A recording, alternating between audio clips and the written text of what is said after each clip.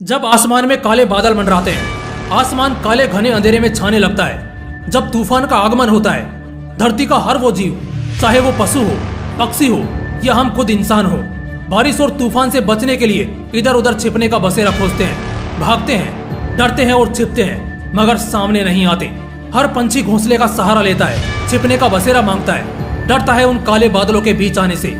मगर वहीं एक बाज उन्हीं बादलों को चीरता हुआ सबसे ऊंचा उड़ जाता है, बादलों को फाड़कर उनके शिखर पर विराजमान हो जाता है। ना बारिश की बूंदों की परवाह करता है, ना दूसरे पंछियों के डरपोक मिजाज को फॉलो करता है। वो बस वही करता है जो उसका दिल कहता है, और दिल कहता है कि मेरे अंदर डर के लिए नहीं, उस आग के लिए जगह है जो बार बार मुझे बादलों के सहारे नहीं बल्कि बादलों का ताज बनने पर मजबूर करती है। जिनके दिल में डर नहीं, एक भड़कती ज्वाला है ना, बेशक वही दुनिया पर राज करते हैं। ठीक ऐसा ही कुछ बाज की कहानी में भी बयान होता है। तभी तो वो पूरे आसमान पर राज करता है, पंछियों के पीछे नहीं जाता, तोते की तरह सिर्फ बोलना नहीं जानता बल्कि कुदरत को चुनौती देकर टकराने का साहस दिखाता है। तभी तो वो करोड़ों पंछियों का राजा कहलाता है। एक बाज कभी उड़ान भरने से पहले शोर नहीं करता, और जब उड़ान भरता है तो बादलों से ऊपर उड़ता है। कुदरत का करिश्मा हो या किस्मत की तबाही हो, एक बाज ना तो डरता है, ना ही छिपता है और ना ही झुकता है। जब उसकी उम्र 40 की हो जाती है, तब उसकी कहानी में एक खतरनाक मोड़ आता है जो उसे एक बार फिर झुकाने की कोशिश करता है, दबाने की कोशिश करता है। मगर साहब, वो बाज है, कोई तोता नहीं जिससे आप उसकी उड़ान छीन सको और पिंजरे में कैद कर सको।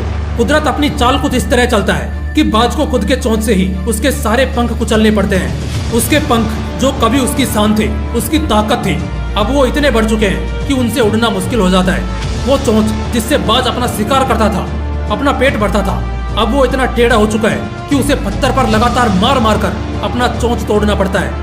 इसमें कितना दर्द होता है ये जानने के लिए बस एक बार अपने दांत दबा कर देखिए।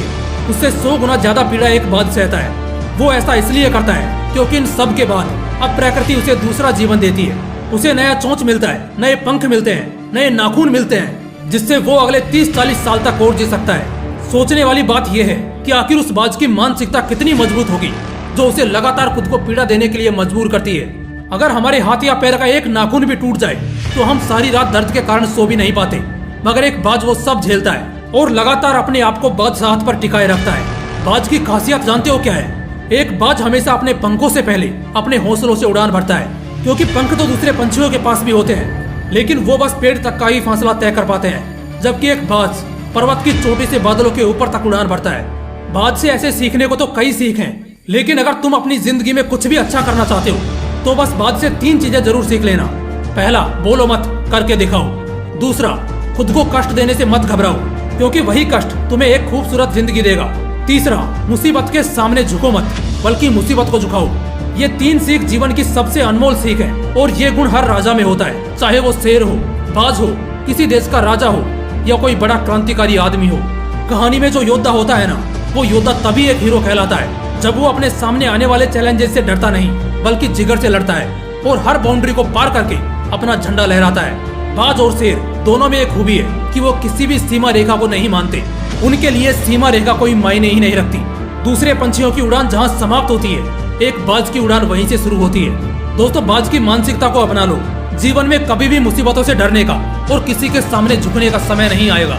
बाज चुनौतियों में मजा देखता है, कष्ट में एक नई उम्मीद खोजता है, तब जाकर कहीं वो पंछियों का राजा कहलाता है। अगर आपको भी अपने फील्ड का बाज बनना है तो जुड़े रहें अगले वीडियो में। तब तक के लिए जय हिंद, वंदे मातरम।